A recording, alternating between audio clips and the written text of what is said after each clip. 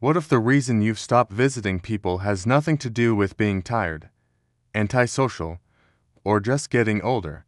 What if something far more powerful has been quietly shaping your behavior for decades and only shows up clearly after 70?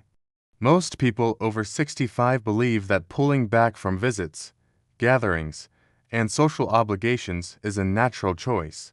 But here's the mystery.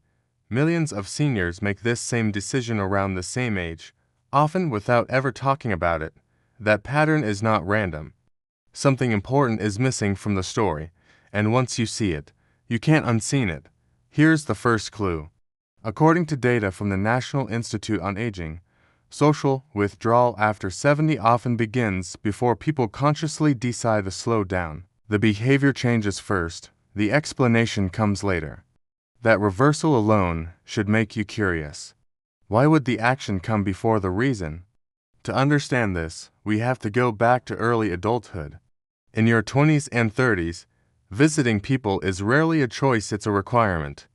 Work, family, community, and social norms pull you outward. You show up even when you're tired. You tolerate discomfort, noise, and inconvenience. Sociologists call this forced social integration. The cause is obligation. The effect is practice. You build social stamina without realizing it. Most people assume this stamina is permanent. It isn't. Now move into the 40s, where the changes start quietly.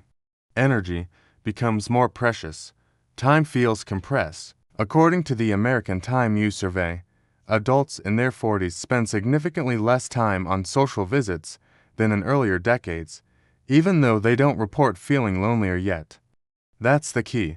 The behavior changes, but the emotional signal doesn't sound the alarm. The brain adapts by prioritizing efficiency over connection. Visits become shorter, less frequent, more transactional. This is also when cognitive filtering begins. Neuroscientist Laura Christensen's work at Stanford showed that as people age, they subconsciously narrow their social circles to reduce emotional friction. In your 40s and 50s, this feels like maturity. You tell yourself you're more selective, and you are, but you're also rehearsing a pattern. Then comes the shift after 70 that most people ignore. Physical effort increases. Hearing isn't as sharp. Driving at night feels riskier.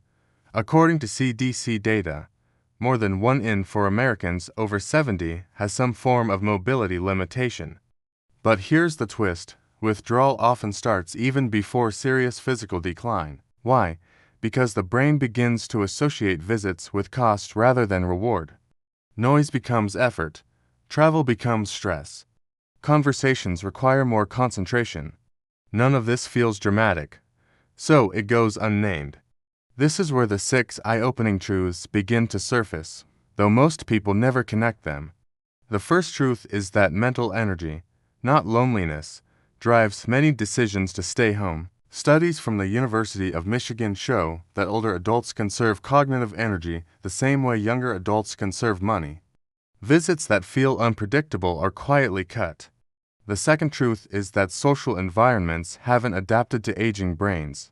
Faster conversations, background noise, and multitasking exhaust older adults faster. The cause is neurological change. The effect is avoidance, not because of disinterest, but self-preservation. The third truth is emotional asymmetry. After 70, many seniors feel they give more patience than they receive. They listen more than they're listened to. Over time, this imbalance creates withdrawal. A national AARP survey found that older adults who felt dismissed were far less likely to initiate visits. The fourth truth involves identity. When careers end and roles shift, people fear being seen as less than their former selves. Avoidance becomes a way to protect dignity. This is rarely spoken aloud. The fifth truth is memory association.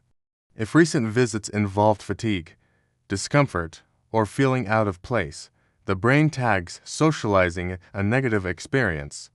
1 or 2 bad experiences are enough to change future behavior. The sixth truth is this: stopping visits is often an attempt to regain control, not a sign of giving up.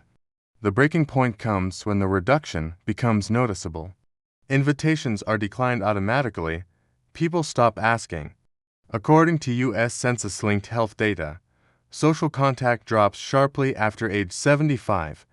This is where cause and effect collide. Less visiting leads to weaker social bonds, which leads to fewer invitations, which confirms the belief that staying home is better. The fallout is bigger than most people realize. Health declines accelerate. The Harvard study of adult development found that social isolation increases mortality risk as much as smoking. Financially, isolated seniors are more vulnerable to scams and poor decision-making. Lifestyle shrinks. The world gets smaller. So what do people try instead? The failed fixes. They force themselves to attend events they dread. They blame themselves for not trying hard enough, or they accept outdated advice like stay busy without addressing why visits feel costly in the first place. None of this works long-term because it ignores the cause. Here's the part that changes everything. Research shows that when visits are redesigned shorter, quieter, more predictable, older adults re-engage willingly. The issue was never people, it was the structure of interaction. So, what can you do today if you're over 60? 3 direct actions. First, design visits around energy, not obligation. Shorter and earlier is better. Second, be honest about sensory needs like noise and pace. Third, initiate connection on your terms instead of waiting for invitations. Here's the warning backed by evidence. Prolonged social withdrawal increases cognitive decline risk, even in otherwise healthy adults. And here's the open thought to sit with until the next video. What if stopping visits isn't the end of your social life, but a signal that it's time to rebuild it differently?